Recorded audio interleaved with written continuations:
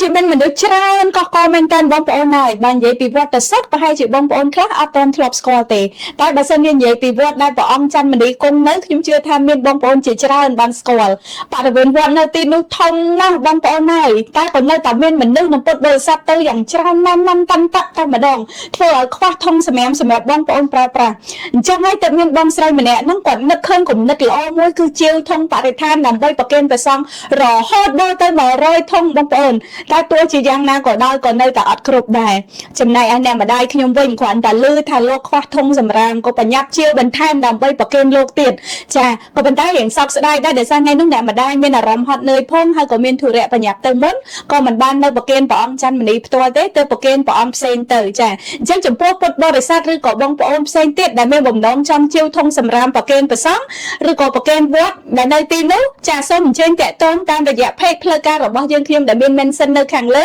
ហើយសូមប្រយ័ត្នរស់រាន់ឡើងណាអត់ទាន់លោកកំពុងតែត្រូវការធំសម្រាមជាចាំបាច់